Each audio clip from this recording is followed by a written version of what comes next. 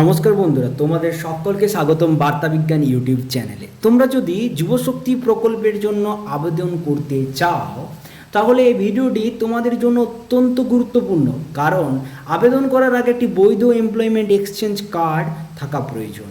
আজকের ভিডিওতে আমি দেখাবো কিভাবে ঘরে বসেই সম্পূর্ণ ফ্রিতে এমপ্লয়মেন্ট এক্সচেঞ্জ কার্ড তৈরি করবেন, কি কি ডকুমেন্ট লাগবে, কিভাবে আবেদন করবে এবং আবেদন করার সময় কোন ভুলগুলো করলে সমস্যা হতে পারে। তাই ভিডিওটি একদম শেষ পর্যন্ত দেখো। চলো আর দেরি না করে শুরু করা যাক আজকের ভিডিও। আর যদি বার্তা বিজ্ঞান চ্যানেলে নতুন হয়ে থাকো তাহলে অবশ্যই চ্যানেলটিকে সাবস্ক্রাইব করো এবং বেল আইকনটিকে অন করে রাখো, যাতে সরকারি চাকরি ও গুরুত্বপূর্ণ আপডেট সবার আগে পেয়ে যাও। এক্ষেত্রে তোমরা প্রথমেই দেখতে পাচ্ছ এমপ্লয়মেন্ট এক্সচেঞ্জ ও যুবশক্তি প্রকল্প।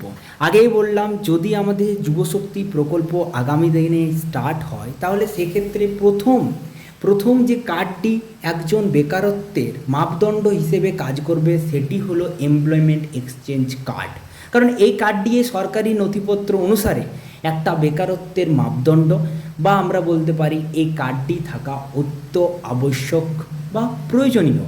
এরপর আমরা বাড়িতে বসে এই কার্ডটিকে অ্যাপ্লাই করতে পারবো। কোন জায়গা থেকে আমরা এটা অ্যাপ্লাই করব? এটি আমরা পুরোপুরি অনলাইনে করব এবং ওয়েস্ট বেঙ্গলের সরকারি পোর্টাল থেকে করব। পুরো কিভাবে আবেদন করতে হবে, কিভাবে কি আপলোড করতে হবে, পুরোটাই কিন্তু এই ভিডিওতে কভার করা হয়েছে। এরপর আমরা কোথায় যাব? এরপর আমরা দেখতে পাচ্ছি এখানে কার্ডটি কেন করবেন। কার্ডটি করার উদ্দেশ্য বারবার বলা হলো, দুটি উদ্দেশ্য: সরকারি মাপদণ্ড হিসেবে বেকারত্বের প্রমাণ এবং যুবসাথী যেহেতু পরবর্তীকালে চালু হবে সেক্ষেত্রে অ্যাপ্লাই করার জন্য এই কার্ডটির প্রয়োজন হবে। তাই এবার কার্ডটি অনলাইনে যখন আবেদন করতে যাব সেক্ষেত্রে আমাদের কি প্রয়োজন হবে? সেক্ষেত্রে প্রথম নাম্বার আমাদের বয়সের প্রমাণপত্র প্রয়োজন হবে। বয়সের প্রমাণপত্র হিসেবে দুটি জিনিসের প্রয়োজন: এক, মাধ্যমিকের অ্যাডমিট কার্ড, আরেক হয়ে গেল আমাদের কাছে বার্থ সার্টিফিকেট। এরপর আমাদের ঠিকানা প্রমাণপত্র প্রয়োজন হবে। ঠিকানা প্রমাণপত্র হিসেবে কি কি? আধার কার্ড, ভোটার কার্ড বা রেশন কার্ড। এরপর কি? শিক্ষাগত যোগ্যতা। অবশ্যই তোমরা জেনে থাকবে যে শিক্ষাগত যোগ্যতা যুবসাথীর জন্য প্রয়োজন হয়, তো শিক্ষাগত যোগ্যতা কিন্তু এখানেও প্রয়োজন হবে ফর্ম ফিল আপ করার সময়। এবং সার্টিফিকেট, যদি কারো ওবিসি থাকে সে ওবিসি, এসসি এসটি থাকলে এসসি এসটি সার্টিফিকেট। এরপর এক্ষেত্রে একটা সাইজ কিন্তু ম্যাটার করছে। সাইজ মানে কীরকম? যে কোনো নথি, যেমন আমাদের কাছে যে সমস্ত অ্যাডমিট কার্ড হয়ে গেল, রেশন কার্ড হয়ে গেল বা ভোটার কার্ড বা আধার কার্ড, এইগুলোকে আমাদেরকে মিনিমাম 100 কেবির মধ্যে রাখতে হবে। এবং পাসপোর্ট সাইজে যে ছবিটা আমরা ইউজ করব অনলাইনে ফর্ম ফিল আপের সময়, আমি যেটা এখনই দেখাচ্ছি, সেক্ষেত্রে একটু ওয়েট করুন, আমি দেখাচ্ছি। সেক্ষেত্রে আমরা কিন্তু 500 কেবি পর্যন্ত রাখবো। এরপর সিবিটাকে আপলোড করার সময় আমাদেরকে 200 কেবি পর্যন্ত কিন্তু সিবিটা সাইজ হওয়া চাই, ওর থেকে বেশি হওয়া চলবে না। এক্ষেত্রে অনলাইনের অফিসিয়াল ওয়েবসাইটটা কি?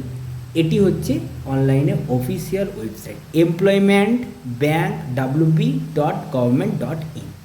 এক্ষেত্রে তোমরা স্পেলিংটা দেখে নিও, পুরোপুরি এই স্পেলিংটা টাইপ করবে, তারপর লগ ইন করবে, তাতে তোমাদের ডাইরেক্টলি অফিসিয়াল ওয়েবসাইটে পৌঁছে যাবে। না সেটা অনেক ভুয়ো ওয়েবসাইট রয়েছে, সেক্ষেত্রে সেইগুলোর থেকে বাঁচার জন্য তুমি এই নামটি ট্যাপ করো, কিংবা আমি ডেসক্রিপশন বক্সে এটার লিঙ্ক রেখে দেবো, এখানে গিয়ে ডাইরেক্ট ক্লিকের মাধ্যমে তোমরা কিন্তু অ্যাপ্লাই করতে পারবে।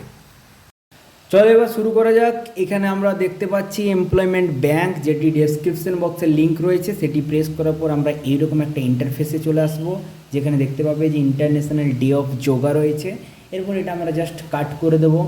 এরপর আমরা জাস্ট এদিকে নিচে স্ক্রোল ডাউন করব এবং এখানে জব সিকার একটা অপশান পাবো। জব সিকার বলে যে অপশানটা আছে সেটিতে প্রেস করার পর আমরা নিউ এনরোলমেন্ট পাবো, সেই নিউ এনরোলমেন্টে প্রেস করব।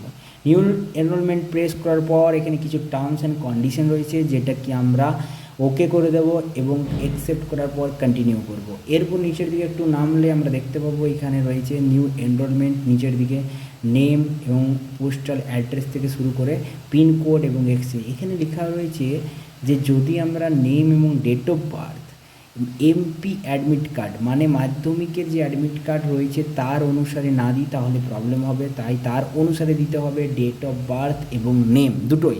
এরপর প্রুফ অফ রেসিডেন্সি হিসেবে আমাদেরকে আধার কার্ড হিসেবে দিতে হবে, অ্যান্ড কাস্ট সার্টিফিকেট যদি কারো থাকে, এডুকেশনাল কোয়ালিফিকেশান ক্ষেত্রে মার্কশিট দিতে হবে, এবং ফিজিক্যালি চ্যালেঞ্জের ক্ষেত্রে ফিজিক্যালি চ্যালেঞ্জ সার্টিফিকেট কিন্তু লাগবে।